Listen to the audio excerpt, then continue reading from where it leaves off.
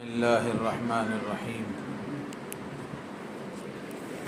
الحمد لله وكفى وسلام على عباده الذين اصطفى، أما بعد، فأعوذ بالله من الشيطان الرجيم. بسم الله الرحمن الرحيم. تبارك الذي بيده الملك وهو على كل شيء قدير. وقال الله سبحانه وتعالى: إنما أموالكم وأولادكم فتنة والله عنده أجر عظيم.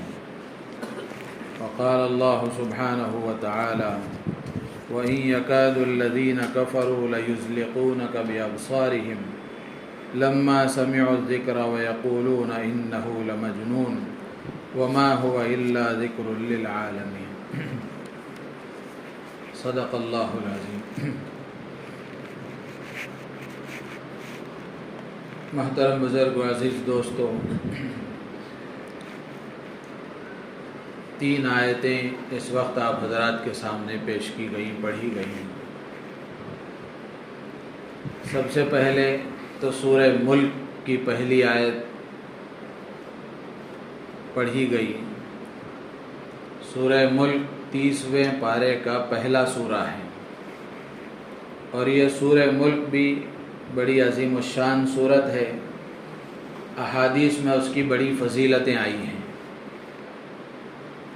اللہ کے نبی علیہ الصلاۃ والسلام کا معمول تھا کہ اللہ کے رسول علیہ الصلاۃ والسلام اس وقت تک سوتے نہیں تھے جب تک الف لام میم سجدہ اور سورہ تبارک الذی نہ پڑھ لیتے تھے. جب تک آپ یہ نہ پڑھتے اس وقت تک سوتے نہیں تھے. تو روزانہ سونے سے پہلے تبارک الذی اور سورہ سجدہ جو 21ویں پارے میں ہے، یہ دونوں سورتیں پڑھنے کا معمول تھا رسول اللہ صلی اللہ علیہ وسلم کا. تو اس سے خود اندازہ ہوتا ہے کہ یہ کتنی عظیم الشان سورت ہے کہ روزانہ رات میں اللہ کے نبی علیہ الصلاۃ والسلام اس کی تلاوت کا اہتمام فرماتے تھے. اور احادیث میں بھی اللہ کے نبی نے اس کے فضائل بیان فرمائے. ایک روایت میں آتا ہے کہ اللہ کے نبی علیہ السلام فرماتے ہیں کہ قرآن پاک میں 30 آیتیں ایسی ہیں جو اپنے پڑھنے والے کے لیے سفارش کرتی ہیں. چنانچہ ان آیتوں کی سفارش پر پڑھنے والے کی مغفرت کر دی جاتی ہے. اور وہ 30 آیتوں والی سورت کا نام ہے سورہ تبارک الذی، یا اسی کو سورۃ الملک کہتے ہیں. ایک اور روایت میں آتا ہے اس سورت کو سورۃ المانعہ، سورۃ المنجیہ بھی کہا گیا. مانعہ کا معنی روکنے والی، منجیہ کا معنی نجات دلانے والی. تو یہ کس سے نجات دلاتی ہے اور کس کو روکتی ہے؟ اللہ کے نبی علیہ الصلاۃ والسلام نے ایک حدیث میں فرمایا کہ سورہ ملک یہ اپنے پڑھنے والے کو عذاب قبر سے نجات دلاتی ہے. روزانہ جو آدمی سورہ ملک رات میں پڑھنے کا اہتمام کرے گا، اللہ کی ذات سے امید ہے کہ قبر کے عذاب سے محفوظ رہے گا. کتنی بڑی فضیلت ہے. ایک اور روایت میں اللہ کے نبی علیہ الصلاۃ والسلام نے فرمایا کہ میری خواہش ہے، اللہ کے نبی فرما رہے ہیں کہ میری خواہش ہے کہ یہ سورت سورہ ملک میری امت کے ہر فرد کو یاد ہو. میری امت کے ہر فرد کو یاد ہو. کس کی خواہش ہے؟ اللہ کے نبی کی خواہش ہے. آج ہم کس کس کی خواہشیں پوری کر رہے ہیں؟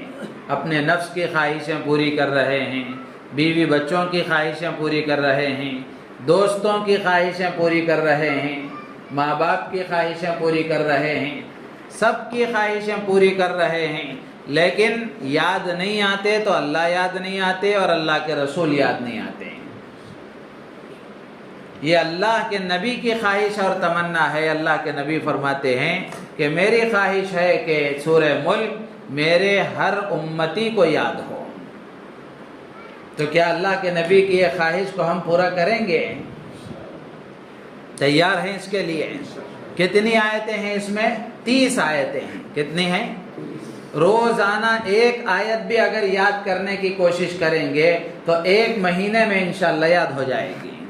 اگر ایک آیت یاد نہیں ہو سکتی تو آدھی آیت اگر روز یاد کریں گے تو 2 مہینے میں یاد ہو جائے گی۔ کیا ہم اتنی بھی کوشش نہیں کر سکتے؟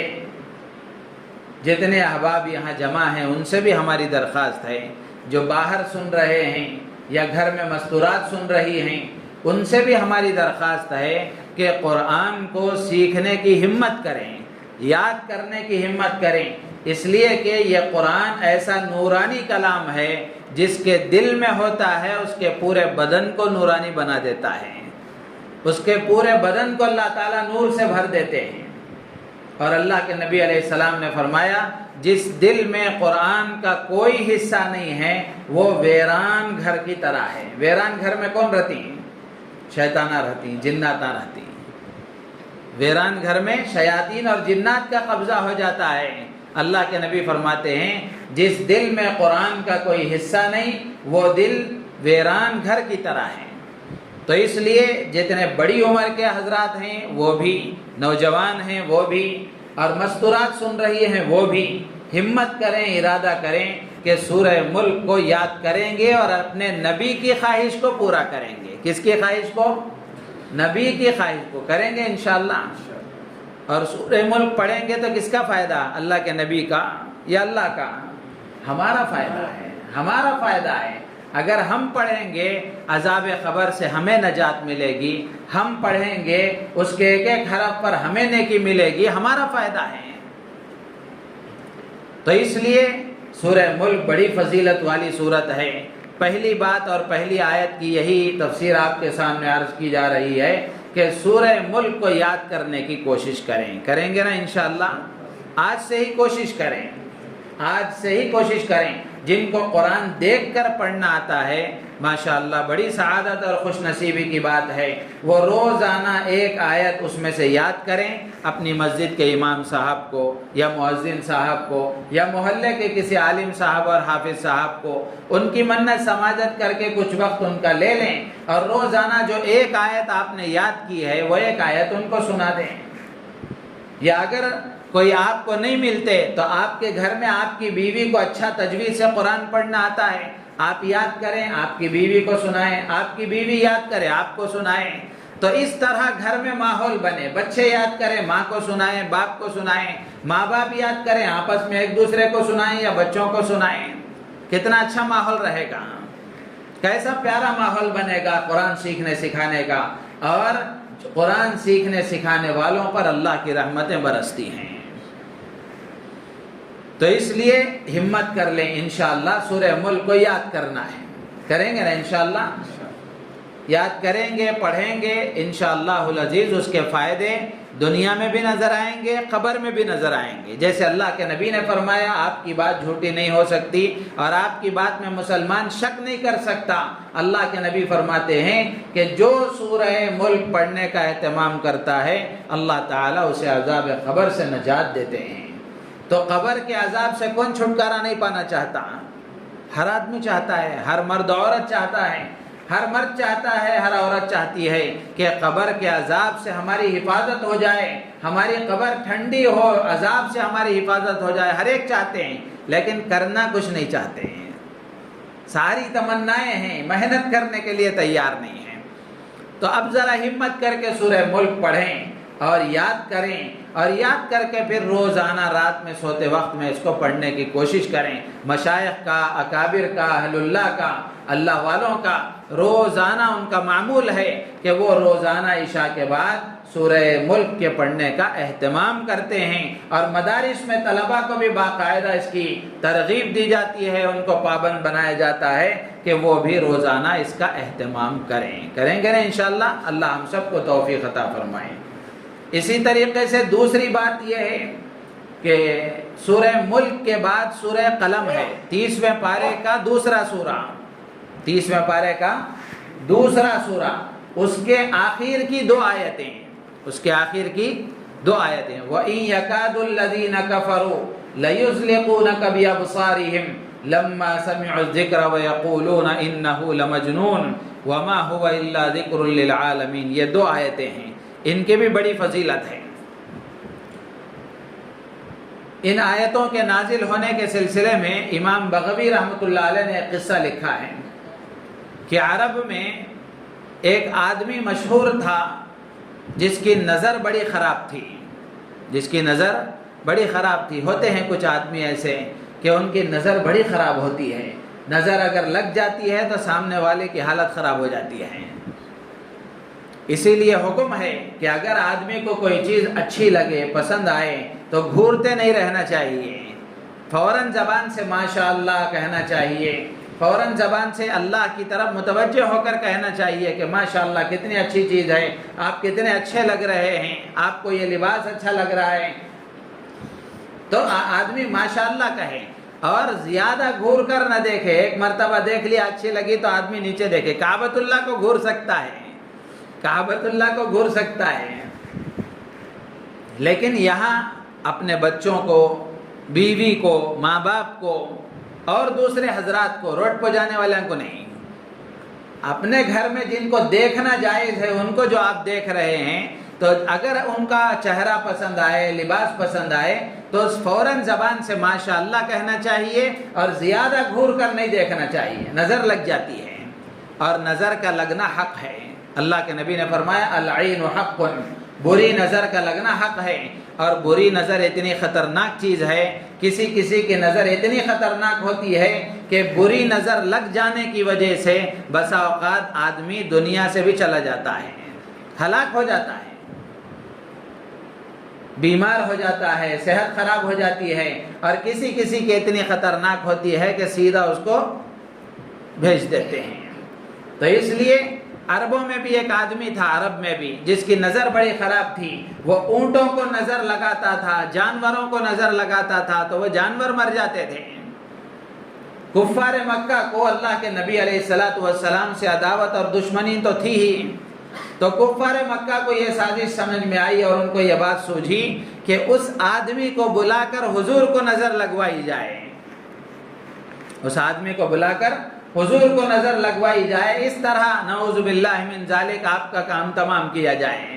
اس لیے کہ وہ چاہتے ہی تھے کہ نعوذ باللہ کسی طرح آپ کو دنیا ہی سے ختم کر دیں اور آپ کو قتل کر دیں. آپ کو تکلیف پہنچانے کے ہر طریقے کے حربے استعمال کرتے تھے اور الگ الگ طریقے سے آپ کو تکلیف پہنچانے کی کوشش کرتے تھے. تو انہوں نے یہ طے کیا کہ اس کو لا کر حضور کو نظر لگوائی جائے. لے کر آئے. اس نے بہت کوشش کی نظر لگوانے کی، لیکن جس کو اللہ رکھے اس کو کون چکھے. اللہ نے آپ کی حفاظت فرمائی. اس وقت میں یہ آیتیں نازل ہوئیں وَإِن يَكَادُ الَّذِينَ كَفَرُوا لَيُزْلِقُونَكَ بِأَبْصَارِهِمْ لَمَّا سَمِعُوا الذِّكْرَ وَيَقُولُونَ إِنَّهُ لَمَجْنُونٌ وَمَا هُوَ إِلَّا ذِكْرٌ لِّلْعَالَمِينَ. تو بہت بڑے بزرگ تابعی حضرت حسن بصری رحمۃ اللہ علیہ فرماتے ہیں کہ اگر کسی کو کسی انسان کی بری نظر لگ گئی ہو، اس پر یہ آیتیں پڑھ کر اگر دم کر دی جائیں، اللہ کی ذات سے امید ہے کہ وہ بری نظر کا اثر ختم ہو جاتا ہے. بری نظر کا اثر ختم ہو جاتا ہے. 2 آیتیں ہیں مختصر. ہوتا ہے ایسا گھروں میں، ماں باپ کی نظر بچوں کو لگ جاتی ہے، بچوں کی نظر ماں باپ کو لگ جاتی ہے. تو اس لیے اس کا اہتمام ہونا چاہیے. اور حدیثوں میں اور بھی دعائیں ہیں. حضرت عامر رضی اللہ تعالیٰ عنہ ایک مرتبہ ان کو نظر لگ گئی. اللہ کے نبی علیہ السلام نے ان کے سینے پر ہاتھ مار کر دعا فرمائی ان کے لیے، اللہم اذہب عنہ حرہا وبردہا ووصبہا. یہ بھی دعا ہے نظر بد کی کہ اللہ اس سے گرمی کو، سردی کو اور اس کی ہر تکلیف کو دور فرما دے. آپ نے دعا فرمائی. اسی طرح ایک اور دعا ہے نظر بد کی جو اللہ کے نبی علیہ السلام کو حضرت جبرائیل علیہ السلام نے سکھائی تھی اور بتائی تھی. اور اللہ کے نبی علیہ السلام اپنے نواسے حضرت حسن حسین کو جب نظر لگتی تو آپ اس دعا کو پڑھ کر ان پر دم کیا کرتے تھے. تو اس لیے ان دعاؤں کا اہتمام ہونا چاہیے. اور آخری درجے میں قرآن کی یہ آیت ہے، قرآن کی یہ آیت ہے. ان آیتوں کو پڑھنا چاہیے، ان آیتوں کو پڑھنا چاہیے، اس سے نظر دور ہوتی ہے. اسی طرح تیسری آیت میں نے آپ حضرات کے سامنے پڑھی جو سورہ تغابن کی آیت ہے. کون سی صورت ہے؟ سورہ تغابن 28ویں پارے کی صورت ہے. سورہ تغابن کے فضائل بھی بہت زیادہ ہیں، لیکن اس وقت وہ عرض نہیں کر رہا ہوں میں. اللہ توفیق دے تو انشاءاللہ کل عرض کروں گا. سورہ تغابن بہت پاورفل صورت ہے، بہت پاورفل ہے. تو سورہ تغابن میں ایک آیت ہے جس میں اللہ تعالیٰ فرماتے ہیں انما اموالکم و اولادکم فتنہ، کہ بے شک تمہارے مال اور تمہاری اولاد تمہارے لیے فتنہ ہے. فتنہ کا مطلب آزمائش کی چیز ہے، امتحان کی چیز ہے. واللہ عندہ اجر عظیم، اور اللہ کے پاس جو اجر ہے وہ بہت بڑا ہے. تو یہاں مال کو، اولاد کو فتنہ کہا گیا، امتحان اور آزمائش کی چیز کہا گیا. تو اللہ تبارک و تعالی مال دے کر، اولاد دے کر بندے کو آزماتے ہیں کہ بندہ مال کی محبت میں، اولاد کی محبت میں میرا حکم مانتا ہے کہ نہیں مانتا. اللہ یہ دیکھنا چاہتے ہیں، اس لیے کہ جب مال آ جاتا ہے تو آدمی کے تیور بدل جاتے ہیں.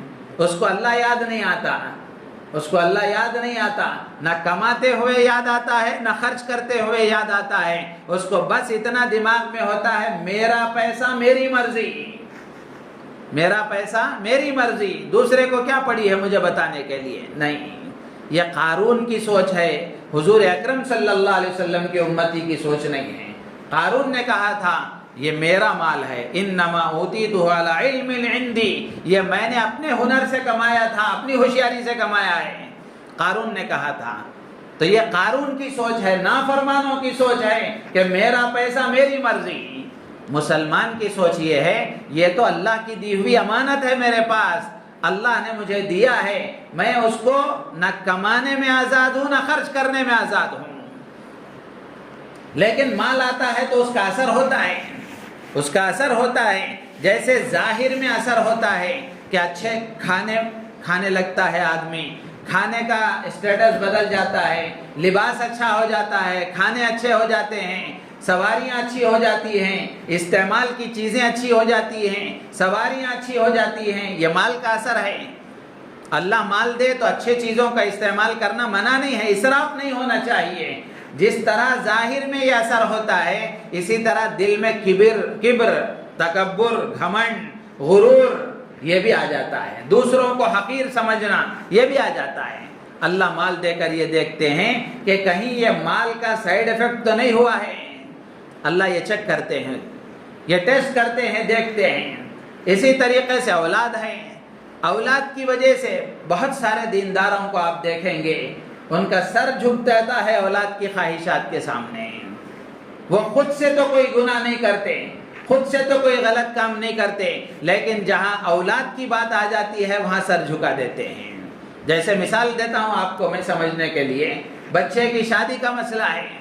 اب یہ بیچارہ جو آدمی ہے یہ علماء کی صحبتوں میں اٹھنے بیٹھنے والا، دین کے کام میں دعوت و تبلیغ میں چلنے پھرنے والا یا دینی محفلوں میں آنے والا دیندار آدمی ہے. اب اس کو تو پتا ہے کہ شادی کیسے کرنا ہے، لیکن اب بچے کا ڈیمانڈ ہے جوڑے کی رقم لینا چاہیے، گھوڑا ہونا چاہیے، انووا کار ہونا چاہیے. اسی طریقے سے باقاعدہ فنکشن ہال میں ویڈیو گرافی ہونی چاہیے. اب یہ صاحب کو معلوم ہے یہ سب غلط کام ہیں، یہ سب غلط کام ہیں. وہ خود سے تو نہیں کریں گے، لیکن بچہ جب ڈیمانڈ کرتا ہے تو باپ وہاں جھک جاتا ہے. اللہ یہ دیکھنا چاہتے ہیں کہ محبت بچے کی غالب ہے یا محبت میری غالب ہے.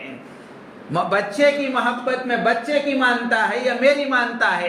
اللہ تعالیٰ فرماتے ہیں کہ یہ دیکھنا چاہتے ہیں، یہ آزمائش ہوتی ہے. ایک صاحب بڑے کروڑ پتی، اسی طرح ہمارے ایک صاحب تھے جو اچھے خاصے مالدار، اپنی بیٹی کا نکاح وہ کسی کے بچے سے کر رہے تھے. دونوں اپنی جگہ بڑے بڑے پیسے والے، لیکن جن صاحب کی بچی تھی ان سے ہمارا تعلق تھا. اب وہ کچھ دیندار ہیں، دیندار قسم کے آدمی ہیں، دعوت و تبلیغ کے کام میں محنت میں لگے ہوئے ہیں، لیکن جہاں سامنے رشتہ ہو رہا ہے وہ بالکل ایک آزاد آدمی ہے، نماز کا پابند تو ہے لیکن خواہشات اپنی جگہ ہیں. اب انہوں نے ان کو بہت سمجھایا کہ ویڈیو گرافی نہ ہو یا عورتوں مردوں کا اختلاط نہ ہو، یہ ہو وہ ہو، سب سمجھایا، لیکن ان کے کان پر جوں تک نہیں رہیں گی، اس لیے کہ گھمنڈ، غرور، مال کا انہوں نے مانا نہیں۔ تو وہ میرے پاس آئے، آ کر مفتی صاحب آپ چلو، آپ تھوڑی دیر بات کرو اللہ رسول کی، چاہے ہو سکتا ہے ان کے دل میں کچھ بات آ جائے۔ جس کے دل میں مال کا خناس اتر جاتا ہے اسے اللہ رسول سمجھ میں نہیں آتے ہیں، اسے اللہ رسول سمجھ میں نہیں آتے ہیں۔ میں نے جا کر ان سے بات کی تو وہ صاحب کہنے لگے، نہیں مولانا، زندگی میں ایک بار ہوتی سو شادی، بچیاں کے ارمانہ پورے کر لیں دے، چھوڑو۔ یہ جملہ اس کا مطلب کیا ہوا؟ نہ اللہ کی ضرورت ہے نہ اللہ کے رسول کی ضرورت ہے، کسی کی شریعت کی پرواہ نہیں ہے، میں جو چاہوں گا وہ کروں گا۔ اسی کا نتیجہ ہوتا ہے اللہ تبارک و تعالیٰ کی طرف سے پہلے ہی رات میں فیصلے ہو جاتے ہیں کہ ان دونوں کے درمیان میں لڑائی ہونی چاہیے، ان کے دلوں میں ایک دوسرے کے لیے جگہ نہیں ہونی چاہیے۔ ہے بنگلہ، ہے کاریں، ہے سب کچھ، لیکن دلوں میں الفت نہیں ہے، چین نہیں ہے، سکون نہیں ہے، ساری سہولتوں کے اسباب ہوتے ہوئے بھی پریشان ہیں۔ تو اس لیے میرے عزیز و دوست و بزرگوں، اللہ فرماتے ہیں تمہارے مال، تمہاری اولاد تمہارے لیے فتنہ ہے۔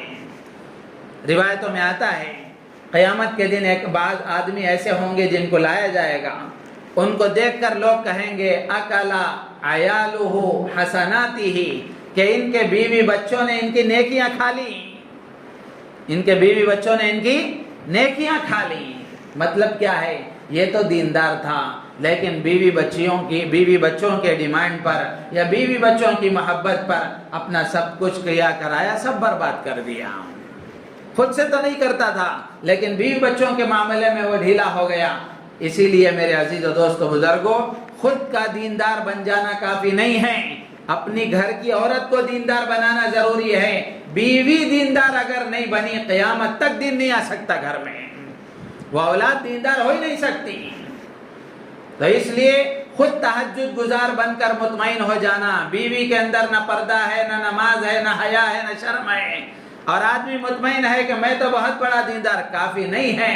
آپ کی دینداری دہلیز تک چلے گی، گھر میں داخل ہوں گے تو اندر یجمان کا چلتا ہے، ہوم منسٹر کا پورا چلتا ہے۔